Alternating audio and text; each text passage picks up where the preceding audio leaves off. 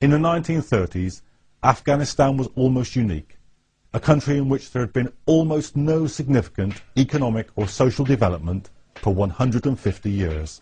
The Cold War provided the bonanza for the Afghan state, if not for the Afghan people. Aid poured in from both the Russians and the United States. In this buffer state, the superpowers were bidding for influence. In the 1950s and 1960s, Afghanistan was receiving one of the globe's highest rates of aid per head of the population. Aid represented as much as half the country's budget, even higher than the British subsidy in the 19th century. And then there was military aid. This sustained an army of 150,000 conscripts with modern tanks and an air force. The planes were Russian-made MiGs, but the pilots were often trained in Texas. This level of aid and military assistance created a modernized Afghan state machine more powerful than ever before, even more powerful for the first time than the local Khans. Partly the government did this by favouring one powerful lord among many, raising him above the other Khans. It was a kind of modernized, state-led feudalism. So although there was little economic progress, some things did change. Education was expanded for a layer of the younger middle classes. And these students joined in the worldwide student revolt of the 1960s, protesting for democracy against censorship and for women's rights. Some were also looking forward to jobs very different from those that their parents had had. They looked for employment in the growing state sector. But just as the students were demonstrating, the United States was getting into trouble in Vietnam. They cut their subsidy to Afghanistan, leaving the Russians as the largest suppliers of aid. As ever in Afghanistan, power followed the aid money.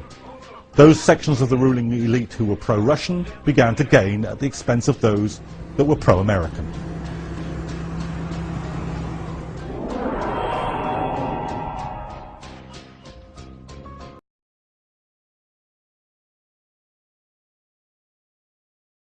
King Zair's cousin and brother-in-law, Mohammed Daoud, was the focus of the pro-Russian elements in the elite.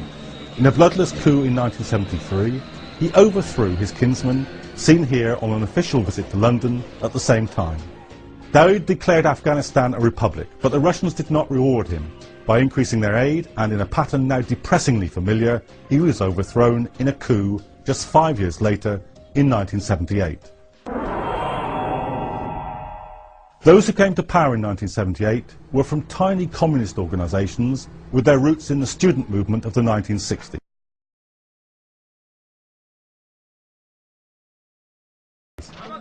They were rather less tightly organised and disciplined communist parties and rather more like circles of like-minded radicals. And they were operating in a country where the social and economic conditions could not be more hostile to genuine communist ideas. They had no social base, no political force that could, for instance, see through the land reform that they attempted in the countryside. Unable to raise a popular movement, the new communist regime relied on the old police and became increasingly threatened by the old elites. A civil war began, and the government had to rely on the Russians for help. Eventually, the Russians invaded in order to stop their client regime being defeated in the civil war. The invasion began in December 1979, and by February of the following year, an estimated 70,000 Russian troops were in Afghanistan. The invasion instantly became a Cold War crisis, as United States President Jimmy Carter condemned Russia's action. That unless the Soviets withdraw their troops within a month from Afghanistan, and the Afghans began to resist the Russian invaders, just as they had resisted the British almost exactly 100 years earlier. At first, the Afghans fought with captured Russian weapons. But as a directive signed by Carter began to take effect, the 10-year war was increasingly fought on the Afghan side with US arms. Under President Ronald Reagan, a massive arms and funding operation mushroomed in support of the Islamic Mujahideen guerrillas. In the 4 years between 1981 and 1985, CIA orchestrated US aid to the Mujahideen rose from $30 million to $280 million a year. A whole generation of fighters were trained with Saudi Arabian finance and the expertise of the Pakistani Secret Service, the ISI. This was how the Taliban and Al-Qaeda were created by the Western powers.